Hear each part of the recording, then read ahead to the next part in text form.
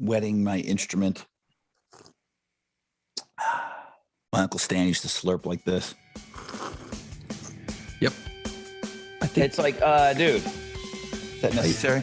why are you slurping? No, I think that's a generation thing. I think, as I recall, grandparents and uncles and older people doing that when I was a kid. I'm like, what are you drinking to make that noise? You know what I mean? Slurper. Let's go. It's time. Put on. Play pass. Looks like it's episode 71's already started. Rod Ryan, Jason Ginty, and away we go. We just started, and we didn't start. That's how excited we are each week to do this podcast. Well, I am excited. Tick, tick, tick, tick, tick. 18 days till the fat man comes down the chimney. 18 days till Christmas. I thought maybe I've been decoration hell right now. I mean, it's supposed to be fun and it's supposed to be great, and it is. And I like the way that it looks, and I like the way that it makes me feel. But there's just a lot of pressure on getting all this stuff up. And then, I mean, nothing's worse than tearing it down. But yeah, I'm in the middle of that. So I've got a few things that I want to talk about with Christmas. This podcast will debut on Thursday, December 8th. That's a terrible day for rock history. Both Dimebag Darrell and John Lennon were shot on the date, certainly not on the same day. 1980 for John Lennon, 2004 for Dime. We'll talk about that. Plus, I want to run something by you on that Pantera tribute that's out there touring right now. And then if you remember last week, Jordan Welch in the Machine, he's the guy that kind of curates all of our top fives. He took the time to put them all in order, made a nice little Word document for us. So now we can go back and cross-reference to see if we've done this before. And then his suggestion, which is absolutely our command, he thought maybe we would run through our top 5 favorite Christmas songs of all time. This is kind of cool because it could be any genre of music. I mean, if you have a country favorite, that's fine. If you have a blues, it doesn't matter. It's a Christmas song, and it could be from a pop artist or a rock artist or a metal artist. So this list really could be all over the place, and you and I may not even have one similar song. I'm gonna go with, I think we're gonna have 2. I'm gonna hedge my bet and go, I think we're gonna have 2 because there's. Are you going to play Christmas songs on your station, The Buzz in Houston, Rod? We guys do it. We dabble occasionally here. No, and I like it. I love Christmas music. Radio Wizard's a little weird about it. He's not into it. So that's strike one. Huh. Mornings I'll get away with a little bit more than everyone else. And I would put on. Remember the Whirling Dervishes that we found in college? Number 4. Number 4. There you go. All right. That Grinch song. Yeah. I would kind of sneak that one on every now and then. And he really wasn't into it. Interesting. But I guess, okay, so I don't want to talk any more Christmas music. Ask me that question when we do the Christmas song list, because I'm afraid I'm going to say some songs and you're going to be upset that I'm bringing them up. I already am. 18 days till Christmas. Percentage-wise, where are you with your Christmas shopping? What you need to buy? Who you need to buy for? What would 0 be percentage-wise? You haven't bought one thing. That would be 0. You haven't purchased even one thing for one person. That would be 0. I'm a pretty good procrastinator. There's a few things I'm good at, and procrastination is right in my wheelhouse. You know what? It's funny. You talked about decorating, and I got family coming to town for Christmas. So if it was just me, and you know this, we were roommates for many years, I wouldn't put up a thing.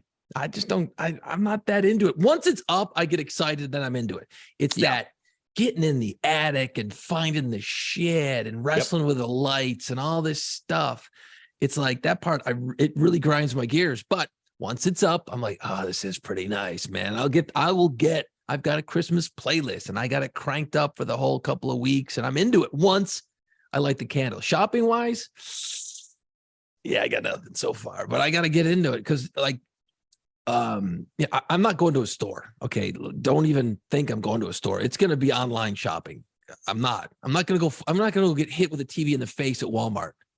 But even that, dude, even online, it's going to be tough to get things in time. It's not the same as it was in years past. So I'm feeling slightly anxious that you're telling me that you're at a 0. Yeah. I am at 80%. Holy shit. Yeah, I am at 80%, but I mean, stuff's got to get there. And The other percentage is I've got a pretty good idea of what I need to knock out, what I need to get, and I'm hedging that things get there. But I mean, even some things that are just that I'm buying online, some of this stuff was 3 weeks out, 4 weeks out. Yeah. Well, my advantage is my parents are going to be here. Okay. So I'm cool with getting them something from here. That'll be unique. And then everything else, it's like, I'm here, I don't have a lot to ship out to too many places. So I'm kind of good in that respect. We made a decision years ago as a family to because we would open up a bunch of shit on Christmas morning. And then like a week later, I'm like, you're not even playing with it anymore, dude. He's like, yeah, I don't know, I'm kind of bored with it. So we sat down like 4 years ago and said, all right, look, here's what we can do. We can keep buying a bunch of shit that's going to end up in the garbage in 3 weeks, or we can really scale back, save some of that money, and take a trip in the springtime and the summertime. Everybody voted on the trip. So we really kind of hammer it back. Now, my son's 14. I got a much older daughter. So it's not like I've got, a 5-year-old running around looking for stuff. So it's a little different in that situation. But we decided to do that. And man, I tell you what, man, we enjoy our trips. So Christmas morning is a little bit like, hey, what are we having to eat? And I like it that way. Yeah. See, I started years ago, even when you and I did mornings, even before that, like I always kind of started the people on the show. There was always a gift exchange, you know, I think that's great. I think it's awesome. And that's been going on every year here. So, there's 3 people on the show, and then, Radio Wizard thinks he's the 5th Beatle. And then you got Captain Cash. So, I mean, there's a bunch of people to buy stuff for. I mean, just getting in and out of the show. And we probably should put a limit on it. I mean, I don't expect them to spend as much as I do. I mean, that's really, it only started out as me saying, man, thank you for all the hard work and for everything. And then everybody starts getting everybody more and more stuff. And it's a little out of hand right now. But that's right there is 4 people, 5 people that I got to buy for. And that stuff's got to be ready to go for next Friday. So that stuff's got to be in, delivered, wrapped, ready to rock. And then boom, we do a big gift exchange. We kind of party the last hour of the show. And then for having a small family, I still, you said it, with a 4.5-year-old, that's different. I mean, Christmas toys, lots of stuff. Everything. So there's a lot of that involved. And then getting stuff.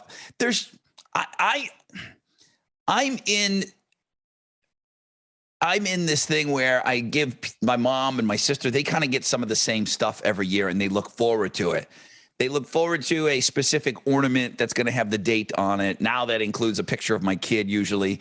And then Yankee Candle, I got to go in there and I got to pick a picture out. And then boom, I put my kid's face on it. They look forward. That's the kind of stuff that they like, like pictures of the kid. But, they like that same thing every year. They look forward to what picture is Rod going to choose to put on that Yankee Candle. And you just do it online. It's very easy to do, but it's just, you can't sit on it. You got to get that stuff out, because what used to take 3 weeks or, 2 weeks a couple of years ago now takes 3 and 4 weeks. So you got to get ahead of that stuff.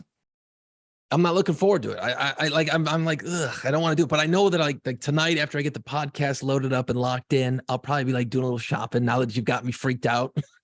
Yeah, you got me out. You've got me completely panicked right now. This week, you got me panicked. This week was Christmas tree. The Christmas tree got up. I scaled back a little bit on the ornaments. I'm a mess. So the Christmas tree and me, it's always been my job. It's always been my job. Totally. I have ornaments that I had from when I was a kid. And then growing up, getting ornaments as gifts, that was something that we would exchange within our family. And they're in the box that they came in, and you got to unbox them and you got to do all of that. And then some of them, if they're Elvis ones, they got batteries and they're jukeboxes, and it's a lot of work, man, taking them in and out of the actual packaging. And, it's not just a big box of glass balls that we had when we were little kids. It's a lot, man. That tree is just, it's a lot of work. It's a lot of work.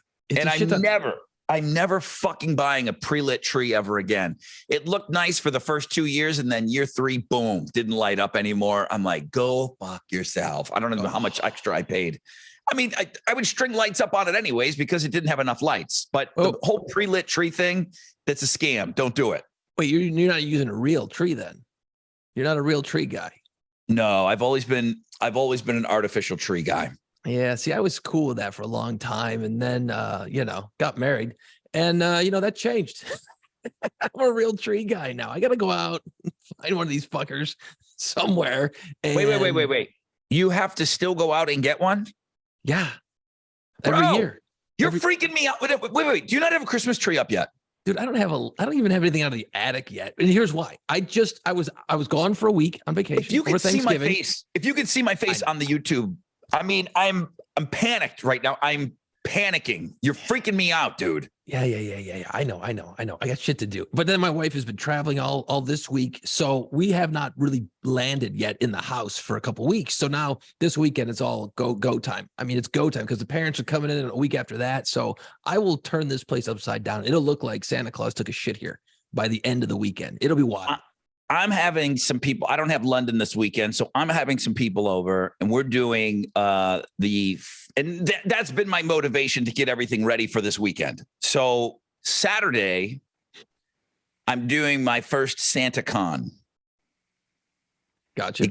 You gotta come dressed as Santa Claus. You gotta make some sort of an attempt to dress up as Santa Claus, and we're gonna kind of go out and hit the streets. There's something called Lights in the Heights here in Houston, which is a huge night.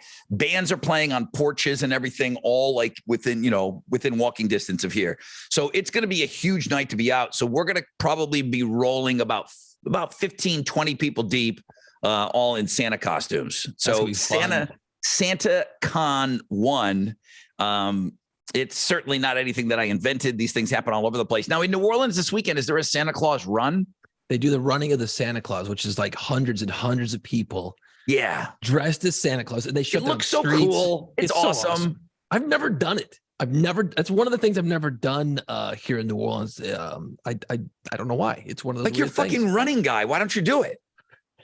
It's more of a hang out and drink thing. It's not exact. It's like the red dress run in a way. Okay, understood. Now that you're not drinking, kind of silly. Yeah, well, exactly. That's kind of the thing there. But that sounds fun. But there's always gung-ho assholes like you are now, right, that red dress run. They actually run and they're like checking their time and they're trying to outdo their personal best. That's you. And the same thing with the Santa run. There's going to be real runners in there.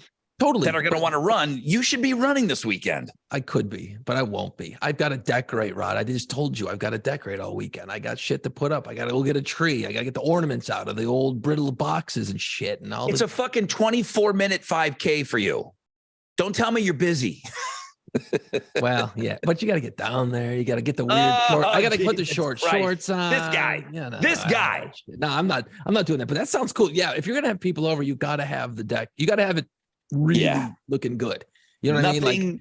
Like, it's like we used to cram for tests. It's like we used to cram and do our papers the night before. Like that gets me motivated. Like you said, your parents are coming in. I've got people coming to the house on Saturday. This house has to be ready to rock. So it will rock. And I will rock around my Christmas tree. Yeah. Number 2. Great. I don't have to do my list. You've already done them. My list. So we were talking last episode about how Spotify does your Wrapped, your top 5 most played or most streamed songs or artists throughout the year. And you talked about it, and I didn't have an answer because I don't use Spotify.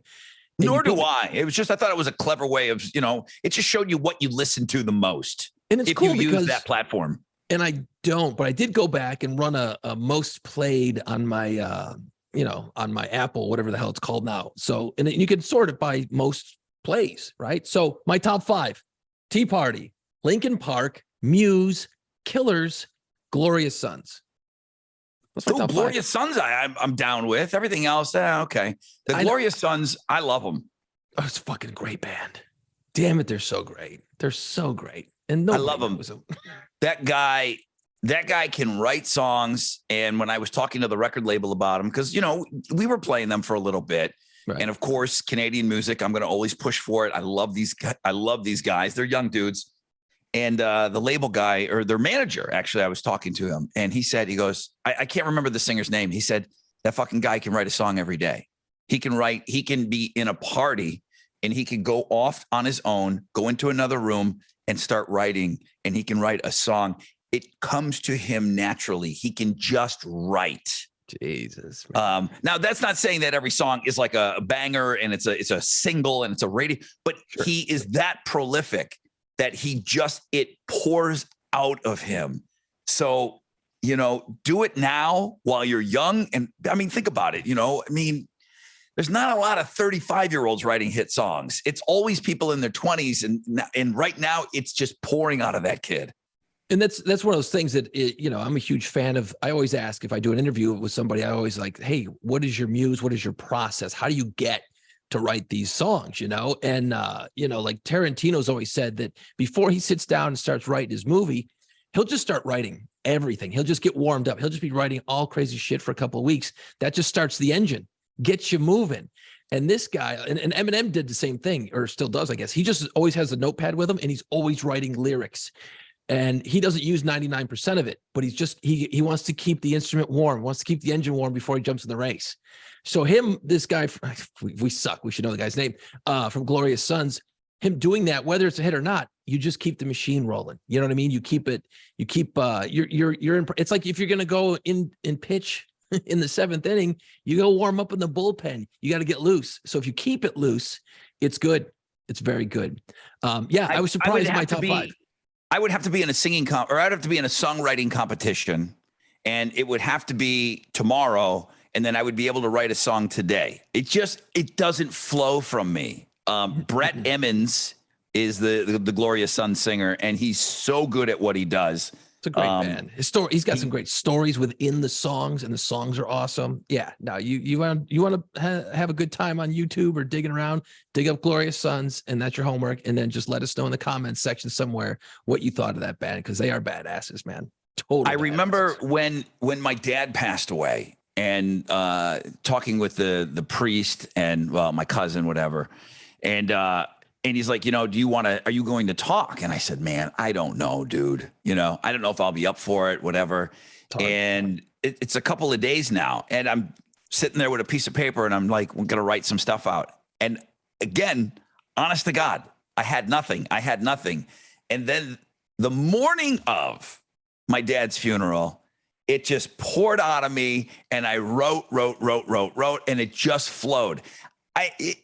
I'm this last second dude, that's what's so interesting about Brett we're talking about with the Glorious Sons. And I'm sure there's a ton of other writers like that. I've talked to Justin Blue October, and right. He's just notebook guy, and he's just got papers and stuff just written down. And, it's all over the place. It just pours out of him. That stuff doesn't happen to me. It just doesn't writing doesn't pour out of me. But if you did it every day, and you talked about journaling, remember you talked about journaling? That's journaling. That's all it is. And you're just writing. I know.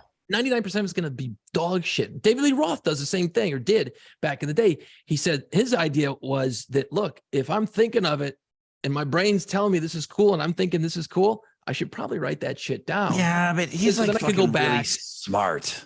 Yeah, but not in the last couple of albums that they made. Shit was terrible. But he is smart. He's a smart guy. And and again, this could apply to anything, but you have to continually work the machine. And the more you do it, the better it will get. You'd be surprised if you sat down and just started writing shit every day for a couple, but you're busy doing other shit. You literally are writing every day. It's called a radio program in the morning. That's writing. You're not physically writing stuff down, but you're coming up with stuff. That's writing. You know what I mean? Right. And I do scribble shit down and I make notes and all of that. Hey, I know that you and my thing too, man, I want to keep this light, tight, and bright. I just feel it's weird when this podcast comes out on December 8th. That's the anniversary of 2 huge members of the music community dying and being shot down, being assassinated. John Lennon was shot and killed outside of the New York City apartment building in 1980 on Thursday, December 7th. And then 2004, Dimebag Darrell. He was in Damage Plan, and that crazy fan jumped on stage and shot him at point blank range. And this is, I do bring that one up all the time because I say, you can't go up on stage anymore. You can't go rush a stage I don't even think you should be running out on the field anymore and football games and everything because of Dimebag Darrell and the way that he was killed by a crazed fan. That's it. No more interaction when you're not supposed to be interacting because you don't know. We just don't know anymore. That being said, there is a Pantera, not a reunion, and nobody wants it called a reunion, including the dudes that are in Pantera, but it's a Pantera tribute. And it's Philip Anselmo. It's Rex on bass. So you got two originals. And then obviously the brothers are no longer around because Vinnie Paul has also passed away. So you got the drummer Charlie from Anthrax and Zach. And you got Zach Wilde. And Zach is clearly the only guitar player that could have done this. My question to you is, and we have receipts, meaning that's like the hip thing to say now when you can go back and check an old interview or something that somebody typed out once before. Vinnie Paul was asked several times about a Pantera reunion, Pantera getting back together after his brother had passed away. And he said, it's impossible. It's impossible. You cannot put anything together called Pantera. My brother is not here. Well, now neither one of them are here, and they're putting together something called Pantera, and they did their first show. Yeah, and they're famously going to be opening up for a lot of these Metallica shows. They're going to be playing the Friday show August 18th in Arlington, Texas. But you can't buy just Friday show tickets. You got to buy both day tickets right now for Metallica. But if Vinnie Paul said that while he was alive, that there could never be a Pantera because his brother's not here, how can there be a Pantera? Now, let me back up. I don't think either one of those dudes were married, but I think they had really long-time girlfriends. And I think Dime famously had this girlfriend that she was kind of famous. Everybody kind of knew her. And that's the estate. And they have signed off on it. They're getting money, a lot of money. Pantera, using that logo, calling themselves Pantera. If you notice, it doesn't say tribute. It's just how we verbalize it. But on the concert posters, which is what's important to the promoter, it says Pantera. How can there be a Pantera when the founder said there can never be a Pantera without my brother in the band? I mean, how can there be one? How can there be one, Jason? I would say that Vinny says that because he doesn't want to be up there without his brother. You know, he realizes the importance of Dime's sound and his contribution to the band, obviously. Yes. But he might have been saying that like, look, man, without my brother, I'm not doing it. You know what I mean? Or whatever. Yeah. And you know, obviously, and look, I'll tell you right now, I'm not exactly super fan of Pantera. So like, I get it. They're great. What they do, and it's cool to have it on occasion when you want to go out and just beat shit. But why did it not? I mean, is that why it never happened before? Was there issues between Phil? Because Phil was crazy for a lot of years and all kinds of weird shit. So is that why him and that band never got back together? Or was it just Vinny going, no, we're just not doing it? You know what I mean? Like, I don't know the infighting there. Yeah, no, there was a lot of fighting, of course. Because they could have gotten somebody to play the guitar. There's guitarists out there that can play that. Okay. I mean, we've all seen bands and cover bands and all this shit. Right. You could have done it. You could have pulled it off. You totally could have, but they decided not to. And Zach was his best friend. So, I mean, as far as like Pantera fans, I do feel that Zach is the only acceptable guitar player. Yeah. From that standpoint, I think so. Yes. There's just not a lot of sticklers for Vinnie Paul. Not to say that he wasn't great at the drums. He had his own sound. It was a unique drummer, but just doesn't carry that same thing that Dime had. Dime was special on the guitar. He really was. I mean, he was special from a young age. He was winning every guitar competition in Texas when he was young. So that's the real hang up here. So Zach was the only guy that could do it.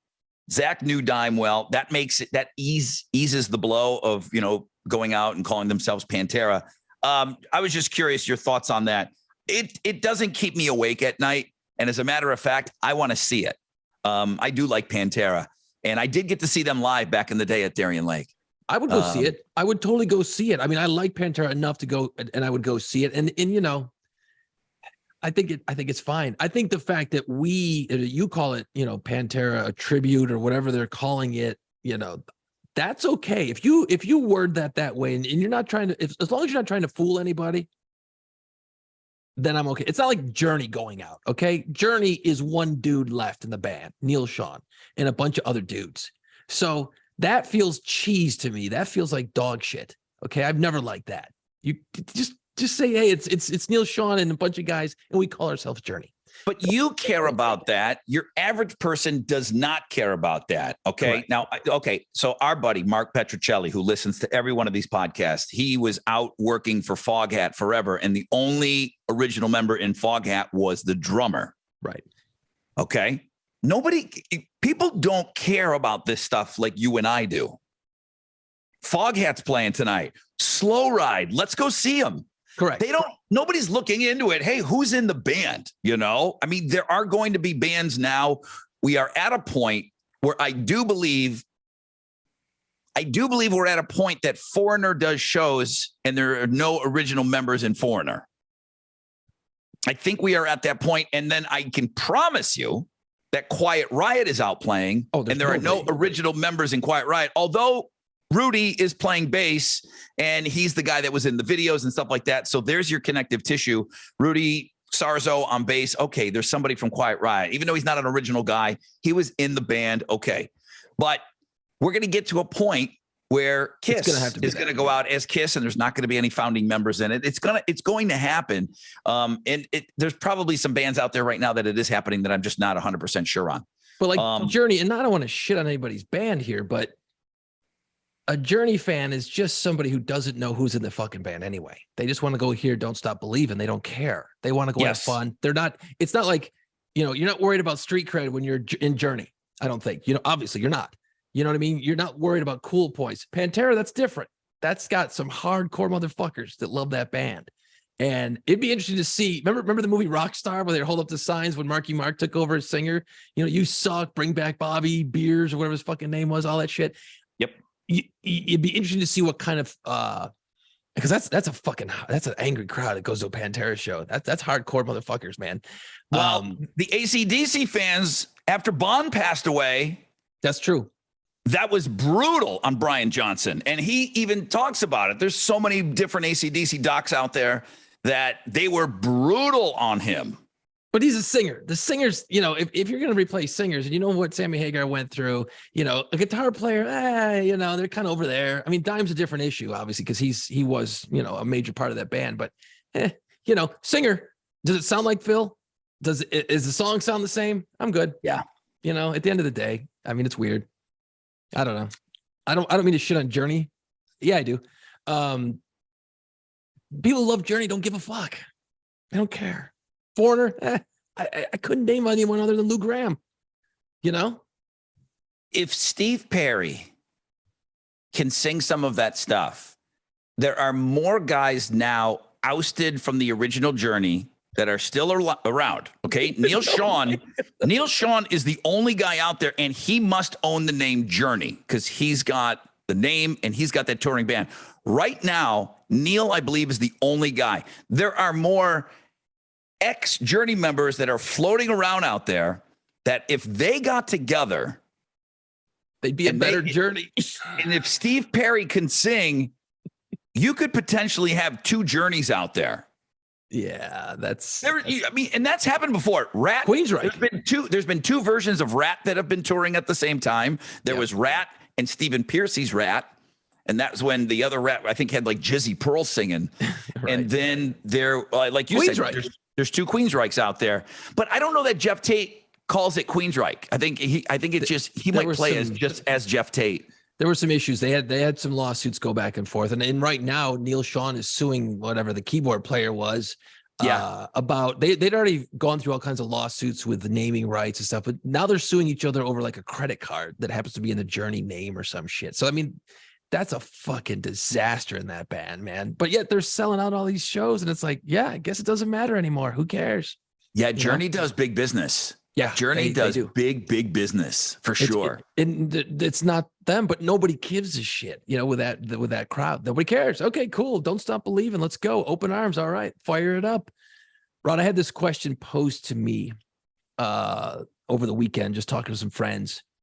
And they said, listen, you work in radio. You've obviously done a lot of interviews. You've got, Oh boy, been able to meet a lot of cool people over the years. Have you ever met a famous person not through radio? And who was it? I'm like, you mean like just wandering around in a grocery store and, hey, there's fucking Nikki Sixx. You know what I mean? That didn't happen to me, by the way. Like, has that ever happened to you? Just wandering about and you're like, oh, holy shit, that's fucking XYZ. I mean, Dave Grohl came to my condo in New Orleans that had nothing to do with radio. That's true. That's a good one. That had nothing to do with radio. Yeah, So he was in town. I've got a place in New Orleans, and Captain Cash and I are sitting on the porch, and I'm just drinking a beer. And I'm like, holy fuck. And I'm walking and looking across the street. There's Dave Grohl. And I go, and I'm like, I panicked a little bit. Got a little Because you're wet in seeing your him. I'm pants. like, Jesus Christ, there's Dave. And then I finally go, Dave.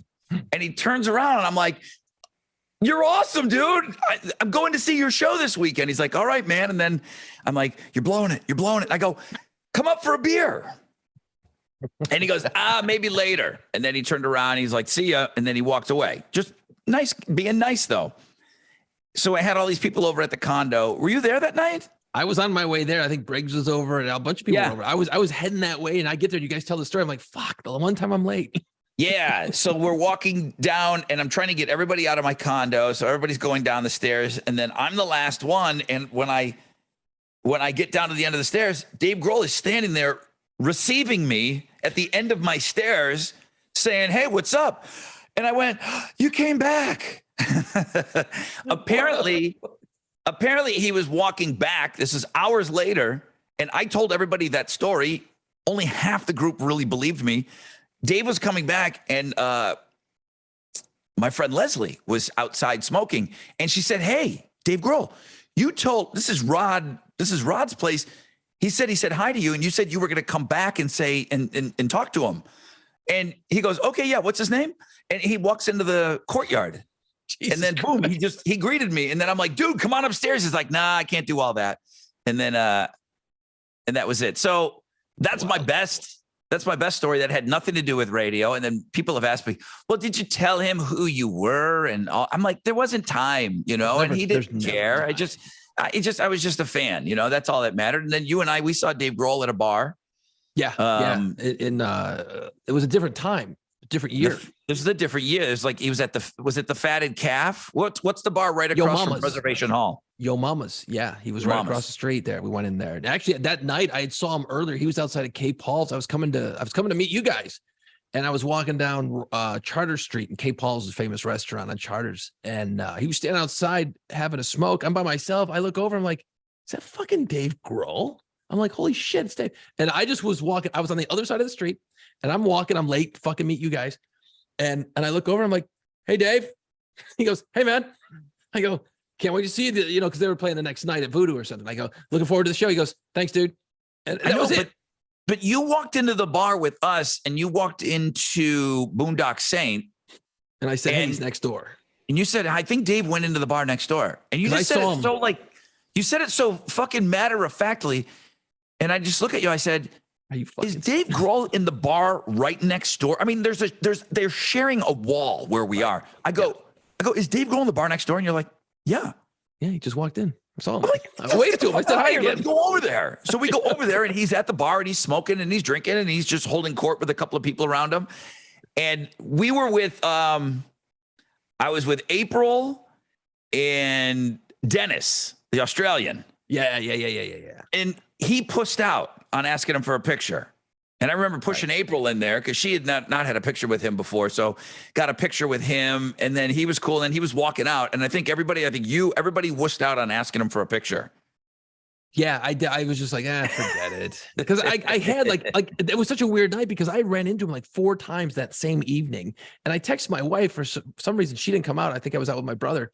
And she's like, oh my God, I'm in my pajamas. Should I come down to the quarter? I'm like, well, no, I don't think so. Because this has just been lucky. Yeah. He was, because they recorded Sonic Highways. They did their song for that project. They recorded it at Preservation Hall, which is right across the street. I was coming down to meet you guys, and I saw him come out of Pres Hall because he was over there visiting his friends over at Preservation Hall. And then he came across and went into Yo Mama's. And I'm like, hey, Dave. And he's like, hey, man. Like, he's super friendly guy. He just keeps going. I didn't bother him. I could have then. Nobody on the street knew him. Then the next morning, when we are going to Voodoo, we're taking the streetcar. So we're getting on Canal Street. So we go down at the end of where my place is. We walk towards Canal Street, and then we turn the corner, and fucking Pat Smear's out there smoking a cigarette. We're like, there's Pat Smear. I go, Pat, what's going on, man? Can we get a picture? He's like, yeah, sure, man. No big deal. Mellow, smiling, and a pretty big guy. I bet you Pat Smear's 6'1". Really? Yes. No shit. It's hard to tell. That's one of those weird, like, wow, I didn't think you were going to. Pat Smear's a pretty big dude. Yeah. Yeah. Crazy. Yeah. But I mean, that's what's great about New Orleans, because you can walk down the street and you're like, holy shit, is that, holy crap. Wow. Well, you're you. I mean, this is a perfect time of year to refresh everybody's memory, but I just got done watching Home Alone with my kid and Macaulay Culkin. You ran into him in the quarter. So there's a lot of New Orleans. It happens. You and I ran into Vince Vaughn in a bar. He was bartending. I mean, got drunk that night. Ooh, right. But man. that wasn't radio related or anything. Just Vince Vaughn was bartending one night. That was badass. And if you're a fan of Yellowstone now, Cole Hauser plays one of the, I don't know, I've never watched the show. He's one of the cowboys in there, but he was in, he's been in a bunch of shit. He was there as well. And that was a crazy night because we hung out for a couple of hours down at the Matador, the old Matador down on the end of Decatur near Esplanade. And fucking Vince Vaughn's pouring shots for us and all this shit. And we're just looking at each other going, is this fucking happening right now? Because it's just so I remember weird. asking him, I said, would you do a shot with us? And he said, yeah.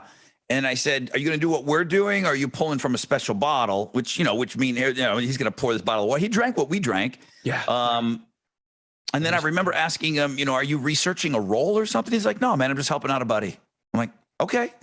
I think he was friends with. We left him alone. The owner. The owner, Rio. Rio Yeah. owned the Matador. He owned One Eye Jacks. That movie. He just, oh man, this is going to be a bummer. But he just passed away a couple months ago. Really? And, yeah, man, he was a badass. He was cool. He was in, if you ever saw the movie Swingers, this is going to be a reference. He acted in a couple of different roles, small parts. His dad is Taylor Hackford. I can't remember what movie he directed. He's directed a lot of big time movies, and that's his dad. And Helen Mirren is like his stepmom. So, yeah, she's great. And yeah, Rio owned a bunch of bars and just the coolest fucking dude. Always had his hair slicked back, the tattoos and stuff. Super nice dude. Anytime I ever talked to him. And yeah, man, I just found out he had cancer and passed away a couple weeks ago, a couple months ago. But anyway, the movie Swingers, Vince Vaughn's in it. What's the guy that wrote Iron Man, all that shit? I can't think of his name. Jon Favreau. Jon Favreau. They're in it, and there's a scene where they get into this scuffle in a parking lot when they're out drinking around LA. And Rio played the role of the guy like the wife beater T-shirt and pulls the gun and shit. So yeah, if you're a fan of that movie, that's who he was. Anyway, getting off into the weeds, Rod. The other one that I wanted to mention, just because he was so cool, and I really don't. I mean, I do know a couple of his songs. How could you not? I think everybody does. But man, I was in what's the Woodlands here outside of Houston, where we do BuzzFest and stuff. There must have been, I don't know why it was there, but I was staying at the Marriott and I'm wasted. And I go in there and I go to the bar and Toby Keith is sitting there by himself. Toby Keith, I love this bar. Random, dude. That's awesome. He is enormous and he has the largest head I've ever seen on a human being in my life. And I do have a drunk picture of that, of me and Toby Keith, because I'm wasted. He's wasted. I'm like, I go, fucking Toby Keith. I go, man, I'm not really a country guy, but I certainly know who you are, man. How are you? And he was cool. He's like, yeah, sit down. And I hung out and had a beer with Toby Keith. Wow. That's fucking wasted. Cool. And we're both hammered. I mean, schmammered. Yeah, it's good. It's good. And I love that shit. Only thing I could think of was, dude, I love this bar. Like, I love that song. It's awesome. He's like, okay, man, you're in. Sit down. He was really, Wow. really nice. He was really nice.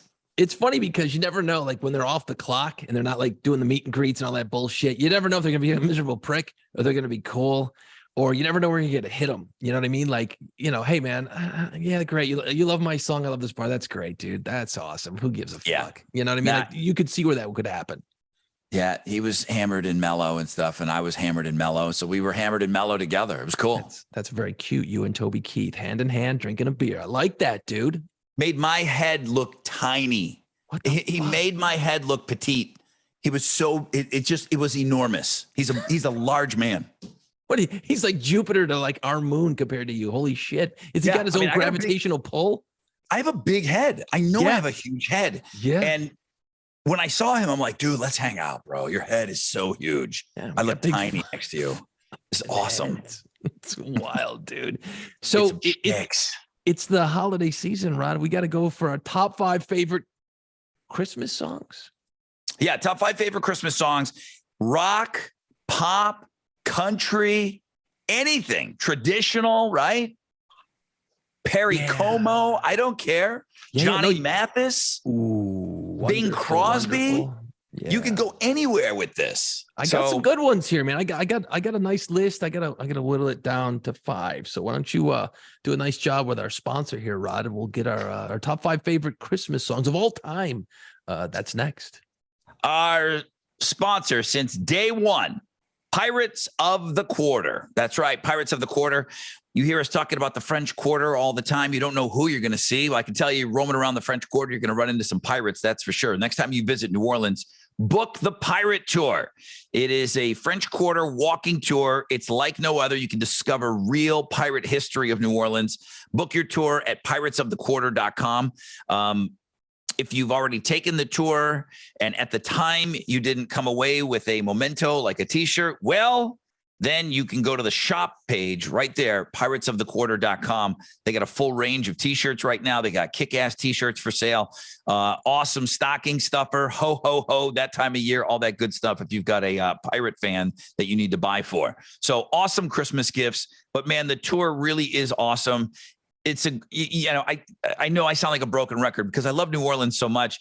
I catch myself all the time saying, and it's a great time to be in New Orleans, but it kind of is a great time to be in New Orleans. I'll be honest with you, man. In August, it's soupy. It's hot. It's swampy down there, even at night. Right now, it's awesome. It's Your awesome balls to stick be to your outside. leg. You know What's that? Your balls start sticking to your leg. Yes, it It's does. gross. So piratesofthequarter.com, book a tour, go to New Orleans at Pirates of the Quarter on all the socials. Okay, ho, ho, ho. Thank you to Jordan Welch and the Machine, who did take the pirate tour when he came to New Orleans. He gave us the suggestion of our top 5 favorite Christmas songs. I don't know if it was easy or hard. I love Christmas music. I like it. I like the old stuff. I like the cheesy stuff. I like almost all of it, but it's got to be old. Yeah. For me, in a Christmas song, it's got to be old. And Well, here's why. Every year, I was reminded of this year. I'm inundated with emails of all these Christmas versions of songs, multiple formats, country and rock and alternative and, whatever, top 40. And every year you got to do the Christmas song. So there's not any of my lists probably from the last 15, 20 years. And most of them, it's pretty hard to cut through and get to me with a new Christmas song. There just hasn't been one in a long ass time. I mean, I hate that Mariah Carey song, but do we agree? I mean, we all know that that's a Christmas classic, right? Absolutely. So can there be a Christmas classic after Mariah Carey's song? Is there anything that came out afterwards? Now, I got to be honest with you. If there's like a Backstreet Boys song or something that people love, then I really don't know. But is there a classic? And I think that we would know it if there was one. I told you that I know Kelly Clarkson has a song that I really like. Yeah, And she it's does. I would never call it a classic. I don't think Gwen Stefani has a Christmas classic. I think Mariah Carey does. And I think that was the last one. I think she goes right up there with Bing Crosby, right? I mean, I think isn't it it's a standard. isn't it like one of the biggest Christmas songs of all time? No, it's the biggest Christmas song of all That's time. what I thought, man. It is now. It's bigger than White Christmas. Came out in 1994, so that's about as new as I get, I think, on most of my shit. Okay. I didn't look at the dates, but yeah, most of the new shit. It's just not. It's just like, it's over sweet. It's just not. It doesn't feel real because how many times are you gonna fucking sing Jingle Bells? At the end of the day, who's gonna do it better? I don't think anyone is ever gonna do it better than the 50 other versions that are out there. Agreed. You want to go first? Yeah, I don't mind. I'm not scared. I'm not scared at all. As a matter of fact, we were talking about this morning. I had already told the audience this morning that we were doing this list. It was weird. Nice. It was weird going into our podcast knowing what we were going to do. I mean, we don't work that far ahead. We knew a week in advance what we were doing. Still put my list together an hour before we went on the air. 10 minutes. And I predicted at the beginning of this episode, I said, we're going to have 2 of the same songs on our list. I picked 2. So I started out this on the air today, and I knew that the people on the show would not know what I was talking about. So I said, okay, quick Google search. I told Tessa, I said, type in Shane MacGowan. I go, type in Shane MacGowan's name. She's like, who? How do you spell it? I'm like, MacC MacGowan. She goes, okay. Types it in, and I go, are you seeing it? She goes, okay. I go, type in Shane MacGowan's teeth. Are you seeing it? She goes, oh my God, who is this guy? That's the singer of the Pogues. Yeah. That's the singer of the Pogues who just went into the hospital on Monday of this week. So I hope he's doing okay. I'm a bit of a Pogues fan, and it's got that Irish feel to it. There's a song called Fairy Tale of New York, and it's awesome. It's an 80s song, I think. I don't have the date for this one, but it's this awesome drunk, you're in the drunk tank, and it's just think of a traditional Irish type song. The girl on the song can sing. Christy, whatever her face is, she can really sing. And it's not that Shane MacGowan can't sing, but he just sings like a drunken Irish guy with no teeth. And that's what he is. Right. Drunken Irish guy with no teeth. So I got the Pogues, Fairy Tale of New York in at number 5. Okay. In at number 4, Christmas Baby, Please Come Home, Darlene Love. Huge. I am watching a documentary right now. I think it's Showtime on Phil Spector. Ooh, nice. Phil Spector produced all the Darlene Love stuff back in the day, the Wall of Sound. The Ronettes. I mean, when the Ronettes do Frosty the Snowman, it's Phil Spector produced. It sounds awesome. Yeah. Darlene Love is in the Rock and Roll Hall of Fame. That's just one of the best Christmas songs of all time. Her doing it, I put it in at number 4 with a side note. U2 on remember those very special Christmas albums with the Keith Haring art? Mm-hmm. Yeah, they do a great version of it. Does it a phenomenal version, but that song, I kind of love it when everyone does it, but you got to go back to Darlene Love. And the note with her is it was David Letterman's favorite Christmas song, and he invited her to come on the show and sing it every year. And she did for about 23 years. Jeez. And she can still wail. She's got one of the all-time great voices ever. And she will clap back at people. Hey, you can hire me for your Christmas special. I'm still here. You don't have to hire Gwen Stefani to sing that song. I'm here. So she's pretty out there, but she can still wail. Darlene Love, shout out. That's awesome. Number 4, number 3, Queen. It's my mom's favorite Christmas song. Thank God It's Christmas. 1984. Yeah, it's a good song. It's just Freddie Mercury, written by Roger Taylor. But Freddie, and my mom, she just loves his voice, and that song would always be on. We would always listen to that song. Queen in at number 3. I'm getting a little worried now. We don't have any duplicates yet, and I predicted 2. I gotten a little concerned now. I told you I didn't know that we were going to have any. Wow. You don't have this one. Stevie Wonder. Someday at Christmas.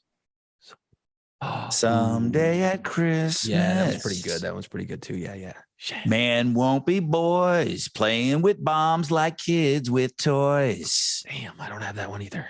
I love that song. And, Okay. you know, the bit of and these are songs that are not on the radio at Christmas stations. Okay. Like our sister station, Sunny, does not play anything that I have mentioned. Okay. Really? Nothing. No. Maybe Darlene Love, Christmas Baby, Please Come Home. I know they'll do a version of it, but chances are if Gwen Stefani did it, then they're probably playing that version, Because to be they honest gotta- with you, which is They gotta sad. hit the soccer mom crowd, man. They got Correct. Yeah. So 3 Queen, 2 Stevie Wonder, Someday at Christmas, and number 1, my all-time, the song makes me teary-eyed every time I hear it. What? I Believe in Father Christmas, Greg Lake. Holy shit. Zero. From Emerson, Lake and Palmer, Greg Lake, it's a masterpiece. I used to call Anita West at 97 Rock and request it because she was the one person that would play that song. It's a protest song, so that's not going to be on any Christmas radio stations. Right. It is an absolute beautiful song. It is a masterpiece. By far and away, my favorite Christmas song of all time. I Believe in Father Christmas. Tell the list. I mean, Emerson, Lake and Palmer, I know some things. I don't know much more about like Greg Lake doing solo stuff, but this song, it takes me back. And that's what I like about Christmas songs, because that's what I think is so special about them. We only listen to them for this time of year. And then it reminds us of when we listened to them when we were younger. So I've got a ton of stuff here that did not make the list. I probably have the 5 you're about to say. Absolutely. But we, as I predicted, we don't have one duplicate song. I was surprised because I thought First time ever. Yeah, that doesn't happen very often. Well, wait a minute. Better run that by Jordan. Better run that by Jordan. This might be the first time that we've not had at least one duplicate song. Now I'm super. This is the most excited I've ever been about your top 5. Mine doesn't. I don't get off the well-worn path. Going back to your comment, Rod, about the music. That's what's great about music. We've talked about this before. Is music will trigger memories. That's why radio stations play the same fucking songs over and over again all the time. There's a method to our madness, But a lot of times these songs, you listen to a song that came out in '92. Well, if you were 18 in 1992, you're probably, in the backseat of a fucking 5.0 Mustang doing some dirty things to a girl's panties. And you remember that. You know what I mean? Like that brings back that memory. Rod knows anytime something off of the Theater Pain album comes on, he gets all excited. Losing my virginity to underneath a Tommy Lee poster. So, I mean, it triggers those memories. And that's what's great about Christmas time, because it is a short little window. And, Christmas time, hopefully you're with your families or you're making new memories every year. And what's cool is it's not only is it the Christmas music that's on, it's when you watch Christmas Vacation for the 10,000th time with the family. It's just on. All the Christmas movies will be on the next couple of weeks. You'll watch it and you'll start telling stories. And then my mom's coming and she loves to bake. As a kid, my kitchen was just fucking Santa's workshop with cookies everywhere. Yeah. Pies, cakes. It was amazing. Think about how small those kitchens were. Okay. Tiny little fucking A, man. There wasn't a square inch without a cookie on it somewhere. There were cooling racks everywhere of cookies. And my mom didn't make just one kind of cookie. Oh, no, she made 20. 6 and 7 different kinds, a couple dozen of each. And then there were just Tupperware. I don't know how my mom operated, but that's all she knew in that tiny little kitchen. Yeah. I try to cook when I go home and I'm trying to help out. And I'm like, how the fuck do you get anything done in this kitchen? It's tiny. There's no space for anything. It's like, get this shit off the counter. But that's what's great about it is because when my mom's here, she's going to be doing that again. So I'm going to my kitchen's going to be destroyed for a little while. There's be flour everywhere, shit everywhere. And it's going to be awesome. You know what I mean? Like that's why the music, the sounds, the smells, that's what's so great about the holidays. And then you've got the pine. If you got a fake tree, you got the pine, candles going. So it just, there's something very special about all those elements that takes you back. It does. It takes you back, and hopefully you're also going forward. You know, you with your kid. I mean, that's huge stuff at this age, man. That's when it's really good. When you get a kid who's about 4, and for a few more years, dude, it's fucking awesome. Yeah, she's watching Elf right now, and she's quoting it. Now, chicks just don't quote movies. Like, dude, that's just a dumb dude thing. It's just something that we all do. We talk and we quote movies, and my kid is quoting Elf right now. It's so funny to me. I laugh every time. And then she's not just doing the, did you hear that? There's the big lines in Elf, but it's the first time she's connected with a live action movie. Okay. It's all cartoons, up until then. But now, I mean, she's doing weird lines in the movie, like, wow. I mean, wow. Have you ever seen The Mailroom? Like shiny bins? I mean, wow. Have you? And I'm like, I can't believe she's quoting the weirdest lines of the movie, but she's awesome. It's funny to me. Yeah. And you're right.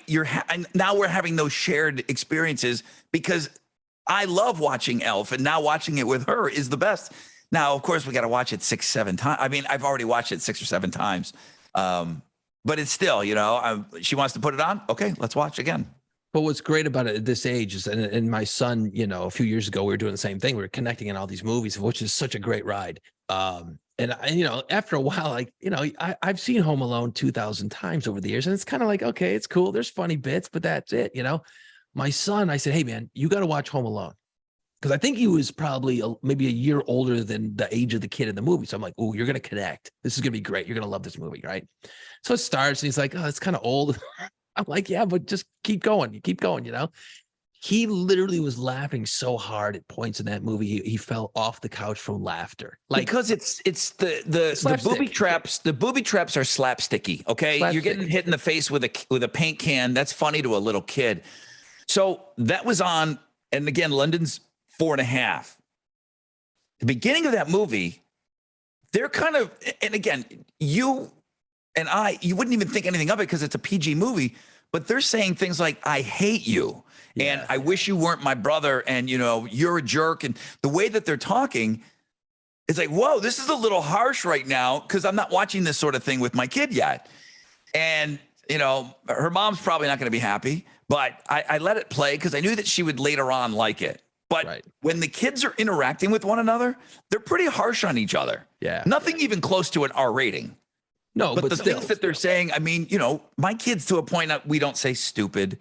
We don't say jerk and dumb and dummy. We don't say that. So what do you say all day? And they're saying that in the movie a lot in the beginning because the older kids are kind of picking on Kevin a little bit.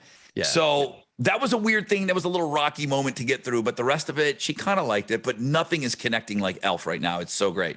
Yeah. And that's what reintroduced me to the movie, seeing it through his eyes, my son's eyes. I was like, he's laughing his ass off at this. This is awesome. And it made me re-enjoy the movie again. So there's a lot of life to this stuff. I was actually watching Christmas Vacation last week again, and damn it, that movie holds up still pretty well. It moves. Like I was watching it from a sort of a, not as I was enjoying it. I was just kind of seeing how they built the damn thing and structured all the scenes and all this shit.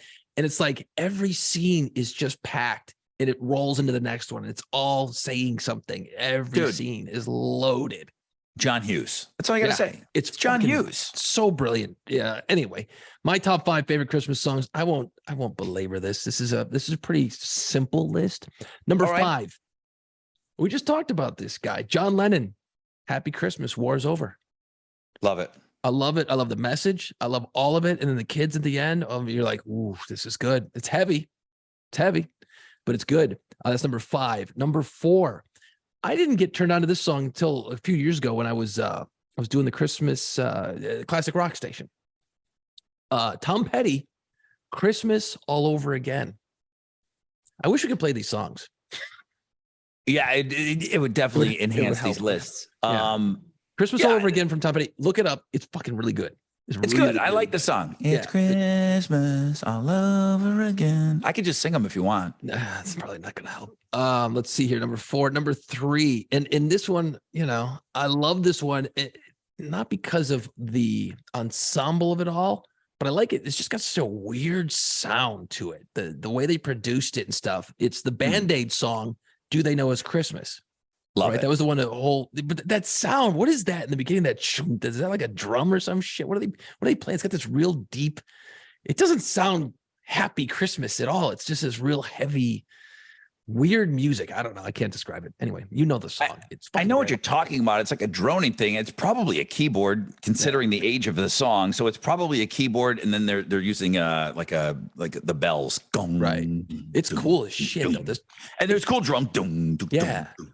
So yeah, the sound of it is very unique for a Christmas song, and it works and it's great. I mean, it's Duran Duran. It's 1980. Bono, It's 1984. So there's some keyboards that are in there. Oh, I guarantee it. That was number 3. Number 2, fucking love this song. The Kinks, Father Christmas. Love it. Fucking, it's upbeat. See, most of my shit's, well, okay, Band-Aid's not exactly upbeat tempo wise, but the Kinks rocks. It's a great song. That's number 2. Number 1, this is gonna come out of the weeds. I don't know how we talk about this guy on the podcast, but we've talked about him quite a bit over different episodes. Billy Squier, Christmas is the time to say I love you. Great song. And how does Billy Squier keep creeping into this podcast? He does. That's He's got kazoos awesome. in it too, I think. Who? I think that's got kazoos in it. I think you're right. Yeah, I think there's kazoos in that.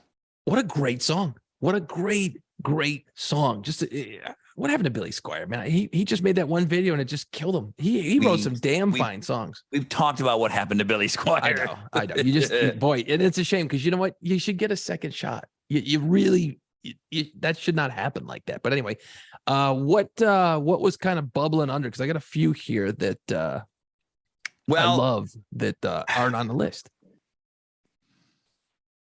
I'm assuming you thought I was going to have Little Drummer Boy on there. There's a very famous story of me pissing my pants when I was a youngster.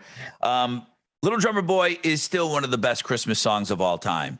And Johnny Cash is where it's at. Really? But Bob Seger does a great job with it. I don't know if you played that in classic rock radio much. But Seger did do a really, really good job of it. But there's the Vienna Boys Choir and all of that. But the Johnny Cash version is just unbelievable. Really? Okay. See, I didn't know that. I'm going to look that one up. See, this is why we do this. We learn. We all learn something. That's why we're here. I think Johnny Cash, the one that I said, again, we talked that we were doing this list today on the air. And I said 2 things that my mom's taken to her grave is, number 1, she claims I was the last person in kindergarten to be able to tie my shoe. So I was the last little guy to get my little booty on the wall. With your name on it. That really explains a lot. And then she still claims that I pissed my pants when I heard Johnny Cash sing Little Drummer Boy.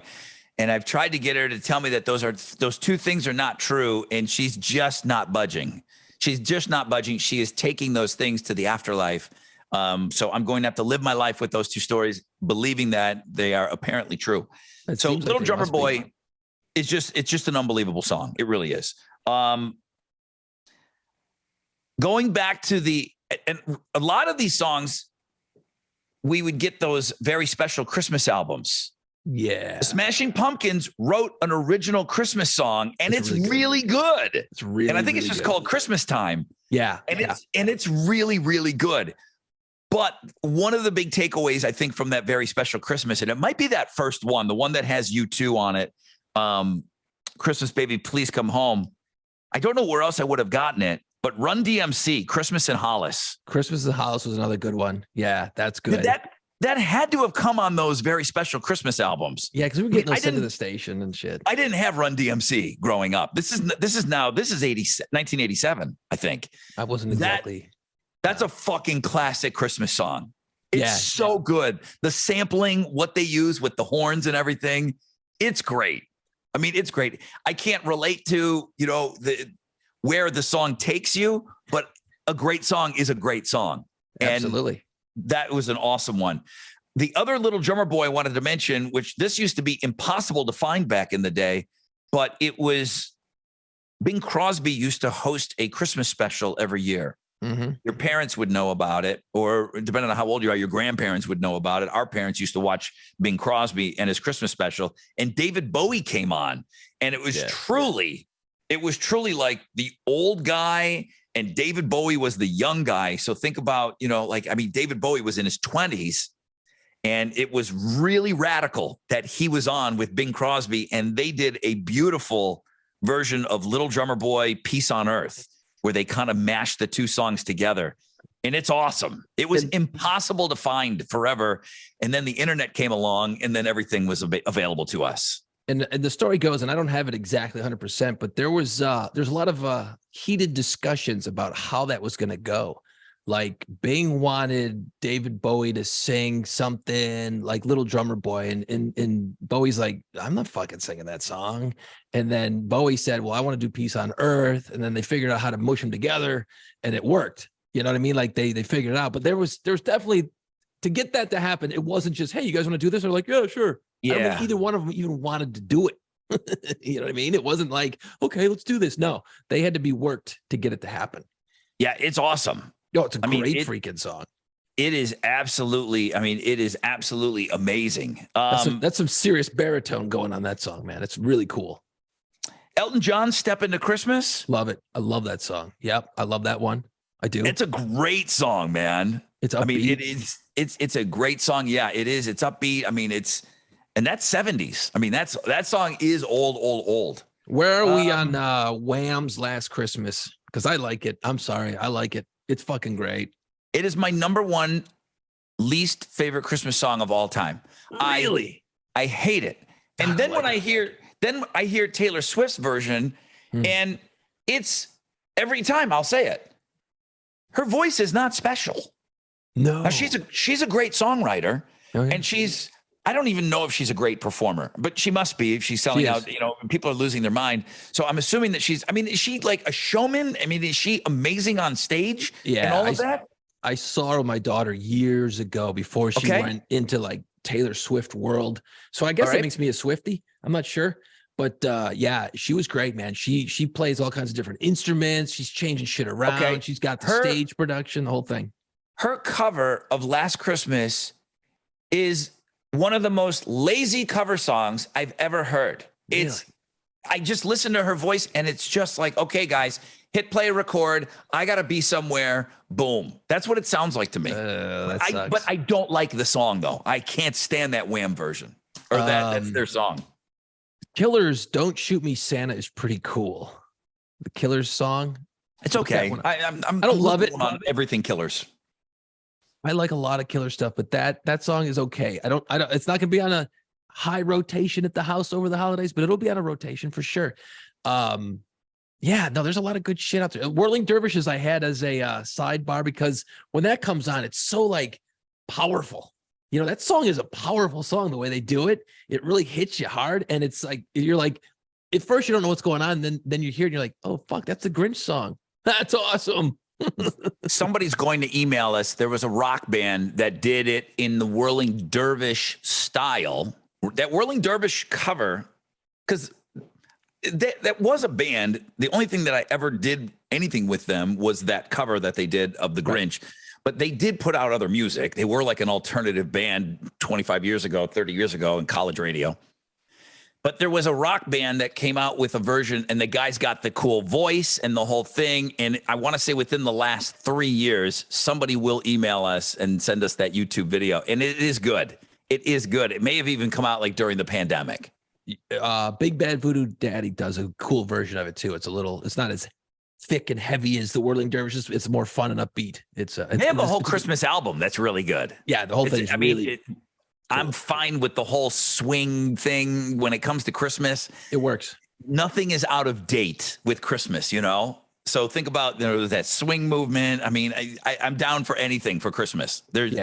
Everything goes, Let me tell you, a fucking banger, Feliz Navidad. The original, though, Jose Feliciano, yeah. That is a banger. Every time it's on, I want to party. I want a day drink to that song, okay? Yeah. That song never not hits.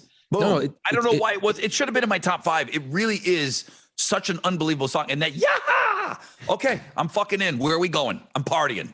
Tequila now. It's on at my house quite a bit during the holidays, if you can imagine, dude. It's a big song great. in the house. Yeah. But it slaps every single time. Yeah. No, these are two good lists. There you go. Now we've just given you like 20 songs, download them, and you've got a nice playlist for your holidays right now. You do. And you know what I will do is I will stay up late one night, probably not this weekend because I'll be getting a tree and decorating. Next weekend, I'll spend all night just curating music for Christmas while people are over at the house because I want it to fucking be good. You know, I'm not just putting on some radio station bullshit with commercials and all that crap. I'm going to curate a kick-ass list, and I'm going to put the Johnny Cash Little Drummer Boy in there, and the Greg Lake song you mentioned as well. So that I got some new shit. Question. My God, that Greg Lake song's a masterpiece. Two quick questions. Well, one question, but there's two parts.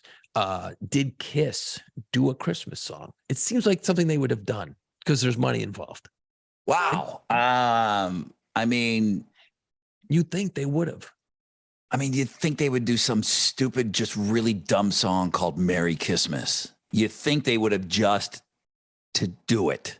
Or just do because Paul Stanley's up for singing fucking anything, you know, like why didn't they? Or maybe they did. I was just curious. And I know for sure. Off the top of my head, no. I mean, and again, everybody has.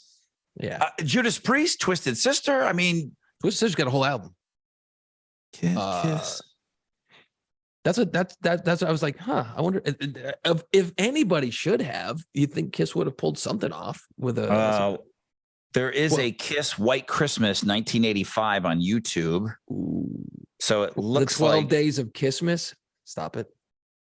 It looks like there's a Kiss White Christmas that I must have heard before, and I just do not remember it. There's probably a reason for it. It's probably awful. It's probably absolutely awful. That could be good. The White Christmas could be good for them. No, because I can hear Paul. I can hear Paul what he's doing to it right now. In my head, I must have heard it because I can hear Paul singing it. So yeah, it's not good. What was the part B? Yeah, that was it. I couldn't remember. I forgot. Oh no, you know what? I don't think Van Halen ever did a Christmas song that I recall. I could be wrong there too, but I don't recall them doing it. Must not have been in their wheelhouse. You know, Dave was begging them to do it. Oh, I guarantee he was. I bet Dave was begging them to do it. In the vault somewhere, there's got to be a Van Halen Christmas song somewhere. There's got to be. Anyway, Rod, I was thinking about this for next, because I know we talked about this before we got rolling here. We're going to record again next week, another podcast. So I was thinking maybe kind of doing sort of a year in review, just kind of going through, like I'll pull up the top, because now end of the year, you're doing countdowns for everything. You know what I mean? Mm-hmm. And we're going to have lists for top alternative songs most played for the year. I'll get all that information pulled together so we can kind of go through that shit. But I want to talk about like start thinking about what band do you think really had a breakout year? We can just kind of go through the year a little bit, start thinking that way, because you're probably gonna do some of that shit for your show anyway. Let's compile some shit. Like I didn't see a lot of movies that came out this year other than Top Gun. That was fucking great, by the way. So there's my top movies of the year. I didn't see a lot, I guess. I don't know. Yeah, I didn't really see much either. But music wise, I think we can kind of go, hell, because being on the radio, we can kind of go in that world a little bit and go, hey, yeah, though this band, I thought this year, this band kicked ass. This is my favorite artist from this year. This kind of shit. You know what I mean? Like, who was it good to see come back this year? All that kind of shit. So we can kind of go through that a little bit on next week's episode, because I like having something already in the can, ready for the next one, so it's a little bit less work for the. I know, but don't come up with this great idea and then you come on like 10 minutes before we go on to record. I'm like, oh yeah, well I just I'm putting together my list here. I'm like, dude, you came up with this. I know, I'm pretty bad at that. Yeah, well, no, we work it out. We work it out every time. Well, my mom and dad are here, and then I was putting up the Christmas tree. And see that, I mean, I got to get that done. You told me I had to. I don't want you freaking out about my dumb fucking. You were making me very nervous. You know what? I will be rocking it this week. I will text you a picture with my face pissed off, covered in glitter, and and sap on my hands that you can't get off. Yeah, I'll be like, see, look at this shit. Because here's the thing, I'm the only guy tall enough to get a tree off the top of my truck. I don't get help. My wife's short. My kid's too short. So I'm the guy ripping this huge Christmas tree off of the roof of the car or the truck and shit. So it's like, no, It's not fun for me. I don't particularly care for spending all that money on a tree that I'm just gonna fucking be done with. Don't think of it like that you're going to throw it away in 3 weeks. Just fucking put the damn thing up, decorate it. Shut up. You know what? So in all of your holidays over the years, family, friends, all that stuff, did you ever have somebody when you exchange gifts? And this feels like an old person thing, much like sipping the tea that way. Who would open the presents and then like be very gentle about how they open it and then kind of fold up the paper and then save it? My grandma would open that way with a knife. My grandma would do this. She'd be like, "Oh, this is such nice paper." I'm like, "Grandma, rip that paper, okay? Oh, this is such nice paper." And she would use the knife to cut the tape was and everything. And we would have to tell her, "We're throwing this away." And then the fucking bows. Nobody in my family would throw away a bow. There was a bag of bows that just got recirculated for like 25, 30 years. Bows never got thrown away. You always had to tape them on. You never like had a fresh bow with new stickiness on it. There was always old bows. No bows were thrown away. My grandmother would save the paper and comment, "Oh, this is such nice paper." And then, you know, we're like, because it was always her party. Christmas Eve, we'd go to her house with my grandfather. And so nobody gave her shit about it as far as I can remember. And it's like, I always wondered, did she save that in a bag somewhere for the following year and wrap with that? Or does that just go in the garbage too? Or she's just being nice in the moment? You know what I mean? Like, I could never figure that out. Yeah. Mm-hmm. Yeah. Wrap. Yeah, grandmas. Shred that shit because they're all the same. They all have the same hard candy at the bottom of their purse. I remember being a kid, we had a fireplace in the house, right? So bright idea. Hey, all this wrapping paper, man. And it was a wood burning stove. That's what you had in our basement. And that's how you kept warm in the winter, right? So we started throwing all the fucking, you unwrap a gift and you ball up the paper, you throw it in the fireplace. Well, we had that thing going so hot that it was starting to turn red fucking from all the Christmas paper. We almost had to get out. We almost burned our house down. Oh, damn. Because all that paper with like the embers and stuff like that wouldn't be good. Oh, yeah. It was not. We stopped. We don't do that anymore. Yeah. You got to be careful of that shit. So, yeah. I'll be vacuuming up needles in May in my house, Rod, just so you know. No. That's why I love Christmas so much. No. My favorite. It's not that I hate live real Christmas trees. Number one, we didn't grow up with it. My grandma always had it at her house, so we got best of both worlds. Right. But we just didn't have one. It wasn't something that was. It just is pretty damn convenient having that artificial one. Oh, I'm a fan of the artificial. When I was a kid, oh man, we would actually go out into a forest. No joke, dude, and cut down a fucking tree. Griswold style. I would do it, and my dad would take me out, my brother, my mom, some years, and we'd walk. We must have known somebody who had a farm or some shit or whatever. And, we'd be in the sleds because it was up north. So I'd be being dragged in a sled through the snow.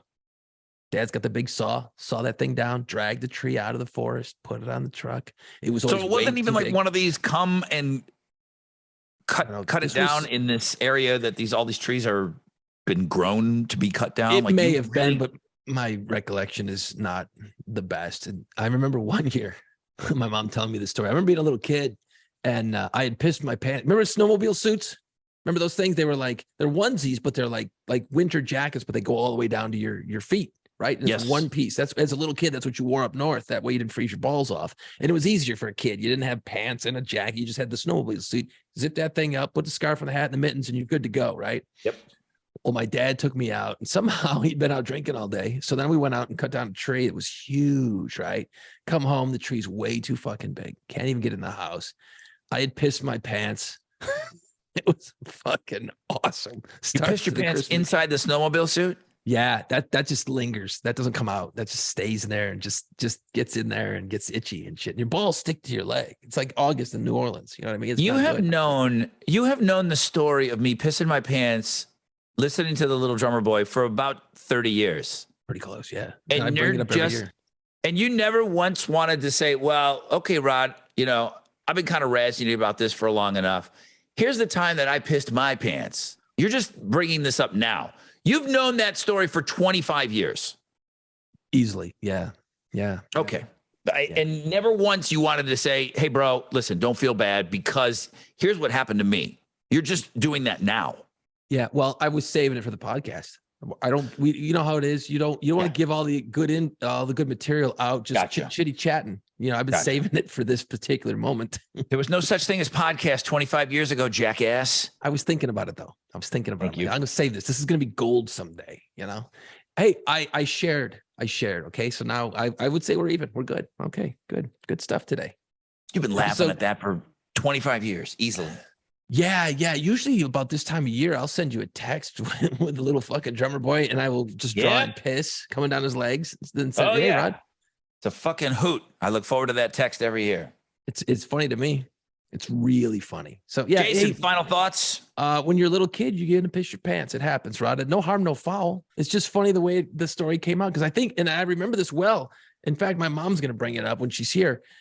She's like, hey, if little drummer boy comes on when we're hanging out at the house and we're baking cookies, my mom's going to pipe up. Your mom seems to like that story too. She's going to start chirping about the fact that you pissed your pants at little drummer boy, because Thanksgiving one year, it was our first year down here. My parents came down and we were all drunk as shit. And we started telling stories and stuff. And they were, and you just maybe a little too much fucking Southern comfort got going and you got real sherry. You got real sherry on that one. And you went, and you were just so into the story. And my mom is just pissing her pants, literally, at your piss pants story. So, hey, it happens to all of us. I'm sure anyone listening right now can think of a moment when that has happened to them. And it's okay, Rod. It's okay.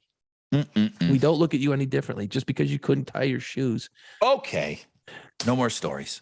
Final thoughts, Rod? I said last year that I was going to try to read 4 books a year. That was like one of my New Year's resolutions. So you got 4 books to read this weekend? Yeah, right. I am wrapping up my 4th book. Ooh, nice. And it might be the best one. Now, I read rock books, okay? Mark Lanigan, I'm holding up the book for our audience that watches the YouTube channel. He was the lead singer, and he was the lead singer of the Screaming Trees. This guy, this is the most unfiltered rock bio I've ever read. Really? Slash still probably is the best rock book. Tommy Lee is really, really good. But this, maybe next to Slash, maybe this is the next best one. He's just not as big a character. He's not, he's not as well known. Right. But if you know the Screaming Trees and that song Nearly Lost You, that was a huge song, and then they had a couple of other songs, but it never really, the dysfunction in that band and everything that he's done and just the drug usage, it's so disgusting what he did. And he talks about the shame in his life and all the things that he did. Now, I question how he remembers all of this, just like I question the Heroin Diaries. Right. When Nikki Sixx is telling you in depth all these things that happened while he was, just about dead. There's got to be some liberties that are taken. Well, you also interview people around you in your circles at that time period. You know what I mean? Like you're interviewing everyone. Hey, remember that time that I fucking died? You were there. What happened? What do you remember? And then you kind of pile it all together. But now, was this already out before he died? Yes, because he just passed away this year. A couple months ago. And the one thing that if I was going to try to grip you into checking this book out, and it's great, he just was just a junkie, and he's sitting there, and Kurt Cobain calls him one day, and he's like, Mark, man, pick up. Lanigan, pick up, and he's just, Mark Lanigan calls himself a piece of shit. It's not there for any of his friends and blah, blah, blah. And just, he just wasn't feeling it. And then Kurt called back an hour later. Lanigan, pick up the phone, man. What's going on? What's going on? Those phone calls came in a couple of hours before Kurt Cobain killed himself. And Mark Lanigan had to live with the fact that now it was probably going to happen another time, but he's like, I can't believe I didn't pick up the phone. Maybe Kurt wanted to talk to me about something. And he didn't pick up the phone. So he lied to Rolling Stone magazine when they asked him, when was the last time you talked to Kurt? When's the last time you heard from him? And he said, because he felt so much shame about it back then, he said, it had been about a month. Not true. The day that Kurt killed himself, he tried to call Mark Lanigan. And Mark writes about it in the book, and he had to live with that shame. So that's just the kind of, I'm just giving you an idea of how this guy has revealed. He did heroin with everybody. I mean, he was in Mad Season. Right. So, I mean, Lane. he did heroin with Lane Staley and everybody and junkies. And he talks about Mike Starr coming over and just the whole Seattle thing. This guy knew everybody, and you know all the players in the book. If you don't necessarily know him, the name of the book, Mark Lanigan is the singer of the Screaming Trees. He wrote the book. He's got a ton of solo stuff out there. Sing Backwards and Weep. He did the opening song for Anthony Bourdain's show. Oh, No Reservations? Yes. La, la, la, la, la, la. That's Mark Lanigan singing the intro. Was it Parts Unknown or something like that? Parts Unknown. Yeah, they had different shows. They changed the name. The CNN one. Oh, yeah. Parts Unknown. Yeah. He was friends with Anthony Bourdain, and he was on the show with him. And he asked him to do the opening song for him because they were both former junkies. But, dude, just an absolute phenomenal book. Wow. Okay. Yeah, no, that's a good one. I'm going to check that out. My final thoughts? Nah, I got nothing. I gotta go fucking decorate, dude. I gotta get my shit together. I gotta get the holiday spirit in. And you know what's weird? Oh, quickly. Final thought. Okay, here you go. Christmas parties, office Christmas parties. They used to be fucking wild with radio stations, dude. We could sit here and tell stories of Christmas parties, which we will never do. But for a lot of different reasons, we'll never fucking tell stories. But those used to be epic with radio stations. I got mine tomorrow night. We're in a restaurant. Can't wait. It's gonna be fucking great. You guys doing a Christmas party? At least you're having one. Right. Oh no, believe me, it's cool. I'm excited about it. It's gonna be cool to see people outside of the office for a couple hours. It'll be cool. Yeah. But yeah. And then there's the parties that splinter off after that, and that's where it gets wild. That's where things get. When you go home, because what are you going to eat? What are you going to drink? Nothing. I'm not going to do any of that shit. I'm going to be fucking out of there. Then when the cool people go out afterwards, that's where the cool stories are going to happen. That's where the wild shit used to happen. Again, that's not going to happen for me. I'm going to be at home and in bed doing shit, sleeping. So yeah, Christmas parties. The holiday season is upon us. Don't talk to the interns. Stay away from the interns if you're going to a Christmas party. That's just good worldly advice in general. Absolutely. But especially during this time of year, boys, be careful out there. You know what I'm saying? That's all I got tonight, Rod. I'm going to go listen to some Christmas music. All right, bro. Good stuff. Get decorating and fucking do some shopping. You're freaking me out. Got a lot to do. Don't put that kind of pressure on me. I'm going to freak out now. All right. Thank you guys so much for listening. If you're still listening, then I don't know how you got here, but wherever podcasts are, but if you're only listening and you didn't watch what we were doing, Jason made a very disgusting thing when he was talking about music in the 80s. You can watch us on the YouTube channel. So it's at Playpants Pod. That's it. We got to go. All the socials. There you go. Good night. Let's go. It's time. Put on Playpants. Find us wherever you listen to podcasts. See us on our YouTube channel and follow our social media pages at Playpants Pod.